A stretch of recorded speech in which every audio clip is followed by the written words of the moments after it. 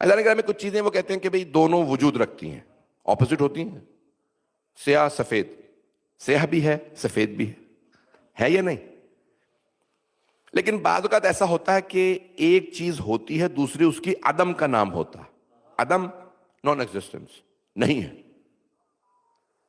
آپ کہیں گے کہ یہ پوری علمی فلسفے کی منطق کی بحث شروع کر دی این روزہ کھولنے سے پہلے، اور سمجھا کے جاؤں گا کچھ ہو جائے۔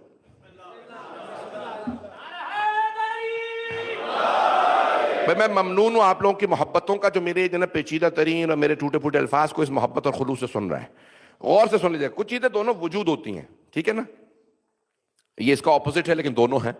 کچھ اپوزٹ ہوتی ہیں، ان میں سے ایک ہوتی ہے شاید، دوسری نہیں ہوتی۔ غور سے سنیں، نور اور ظلمت، نور ہے، ظلمت ہے ہی نہیں۔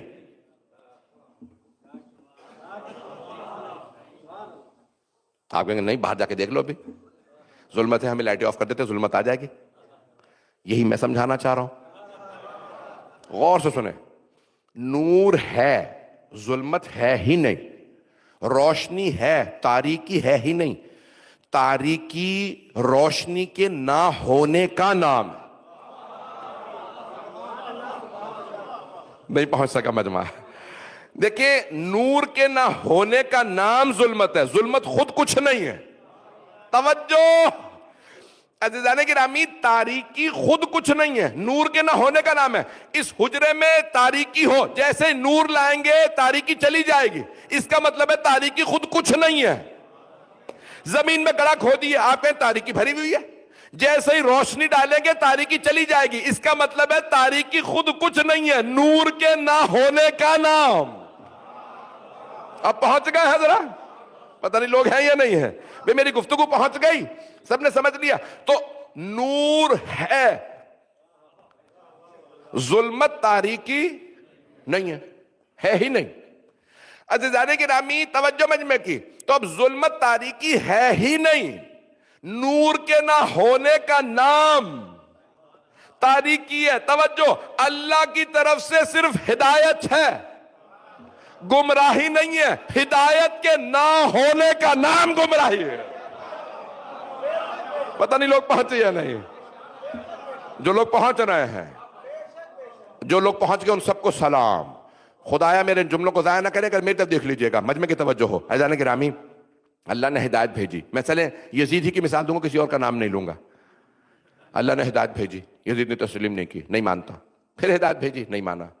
حسین نے بیعت نہیں کی، اسے اپنا تو پتا تھا نا یزید کو، پتہ نہیں لوگ ہیں یا نہیں ہیں؟ بھائی کوئی پہچانے نہ پہچانے، کوئی رضی اللہ کہتا رہا، یزید کو خود پتا تھا میں مردود ہوں، اس کے باپ کو بھی پتا تھا، نہیں ہے مجمع۔ بھائی دیکھیں کیا کہا تھا اس کے باپ نے، کہا تھا جودہ بنت اشعث سے، جودہ بنت اشعث ذہنوں میں ہے، لانتی امام حسن مجتبیٰ کو زہر دیا، ان کی 7ویں بیوی تھی، تو اس نے زہر دیا، تو ابھی میرے منہ سے نام نکلنے والا تھا، تو یزید کے باپ نے کہا کہ تو اتنے پیسے دوں گا، زہر دے دے اور اپنے بیٹے یزید سے شادی کر دوں گا۔ توجہ، اس نے زہر دے دیا، آئی کہ بھئی میری شادی کر دے اپنے بیٹے یزید سے، اس نے کہا تو نے حسن مجتبیٰ جیسے شوہر کو زہر دے دیا، اتنا نیک شوہر تو نے زہر دے دیا، مجھے خود اپنے بیٹے کا پتا پلید آدمی، جب تو نے نیک آدمی کو زہر دے دیا تو پلید کو کیوں نہیں مارے گی؟ یعنی یزید کو خود بھی پتا تھا، اس کے باپ کو بھی پتا تھا۔ پتہ نہیں لوگ ہیں یا نہیں؟ میرے جملے پہنچ رہے ہیں؟ عزیزان گرامی جو پہنچ گئے سلام۔ عزیزان گرامی کئی افراد آپ کو نہیں پتا ہوتا، انہیں خود پتا ہوتا ہے۔ اب عزیزان گرامی اب یزید کو اللہ نے ہدایت بھیجی، اس نے قبول نہیں کی، اللہ نے پھر ہدایت بھیجی، پھر کیوں؟ اگر اللہ ہدایت نہ بھیجے تو روز قیامت یزید کہہ سکتا ہے تو نے ہدایت ہی نہیں بھیجی۔ اللہ نے کہا دیکھ حسین تیری بیعت نہیں کر رہا، اس نے اس سے بھی ہدایت نہیں لی، سر اقدس آ گیا مولا حسین کا، کہا نہیں سر کاٹ کے لے آؤ، حسین بیعت نہیں کر رہا ہے، سر بھی کلام کر رہا تھا، دیکھ رہا ہے، پھر ہدایت نہیں ہے مجمع، میں مصائب نہیں پڑھ رہا ابھی۔ عزیزان گرامی یزید ملعون نے، ہم نے تو صرف سنا ہے نا، یزید نے آنکھوں سے دیکھا، سر قرآن پڑھ رہا ہے، چہرے پہ خون ہے لیکن پیشانی پہ نور ہے، دیکھ رہا یا نہیں دیکھ رہا؟ چاہتا تو ہدایت لے لیتا، ہدایت نے۔ توجہ، عزیزان گرامی اس نے مولا سجاد کو دیکھ لیا، جناب زینب کا خطبہ سنا، اس سے بڑی ہدایت کسی کو کیا بھیجے اللہ؟ آج اگر کافروں کے ملک میں بھی جناب زینب یا مولا سجاد کا کوئی خطبہ سنے تو ہل جاتا۔ کوئی قید میں ایسا خطبہ کیسے دے سکتا؟ یزید سن رہا تھا، دیکھ رہا تھا، نہیں مان رہا تھا۔ اب کوئی یہ نہ کہے اسے ہدایت ملی نہیں تھی۔ باپ بد کردار، ماں بد کردار، دادا دادی ایسے کہ ممبر سے نام لو تو زبان پاک کرنی پڑے۔ پتہ نہیں لوگ ہیں یا نہیں ہیں۔ عزیزان گرامی تو لوگ کہتے ہیں اسے ہدایت ہی نہیں ملی۔ توجہ، جیتے رہے جب پہنچ گئے۔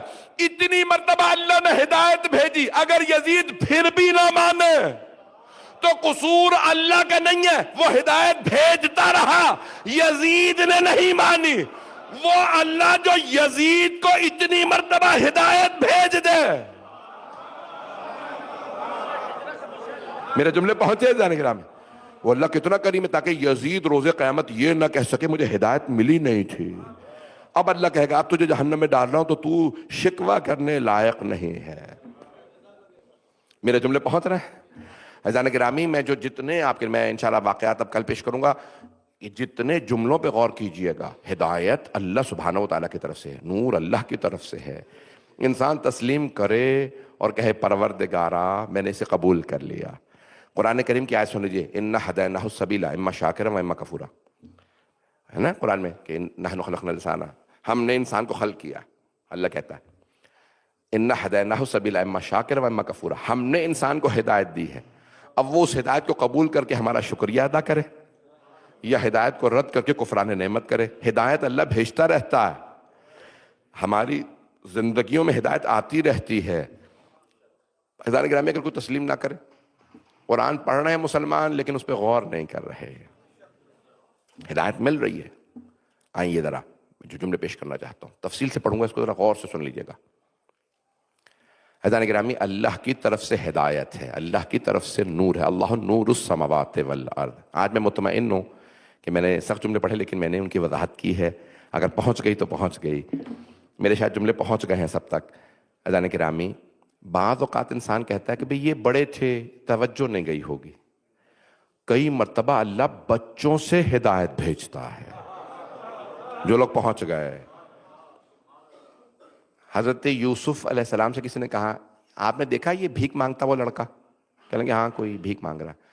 کہا آپ کو یاد ہے جب آپ محل میں تھے ایک بچہ رو رہا تھا پوری رات سویا نہیں تھا؟ کہا کب جب زلیخا نے آپ پہ الزام لگایا تھا تو گہوارے سے ایک بچہ بولا تھا ان کد قمیص من دبر فہوا، یہ اگر قمیص یوسف کی پشت سے پھٹی ہے تو یوسف سچا ہے، زلیخا جھوٹی ہے۔ اگر سامنے سے قمیص پھٹی ہے تو یوسف جھوٹا ہے، زلیخا سچی۔ اور قمیص پیچھے سے پھٹی تھی تو عزیز مصر نے کہا کہ یہ بے قصور ہے، پھر بھی زندان میں ڈال دیا تھا۔ کہا یاد ہے؟ کہیں گے ہاں اس بچے نے میری عصمت کی گواہی دی تھی۔ کہا یہ جو بھیک مانگ رہا ہے یہ وہی بچہ ہے۔ جناب یوسف عزیز مصر تھے، فوراً تخت سے اترے، بچے کو سینے سے لگایا، اس جوان کو سینے سے لگایا، پیار کیا، کہا میری طرف سے نوازو۔ توجہ بھئی بچہ گہوارے میں تھا، گہوارے میں بول رہا تھا بغیر سمجھے، اسے پتہ ہی نہیں تھا میں کیا کہہ رہا ہوں۔ اللہ کہلوا رہا تھا، نبی کی عصمت کی گواہی دلوا رہا تھا اور نبی اسے نواز رہے تھے، بچے نے میری گواہی دی۔ اور اگر کوئی 10 برس کے سن میں آخری نبی کی صداقت و عصمت کی گواہی دے، یہ کہہ کے ٹال نہ دینا علی بچے تھے،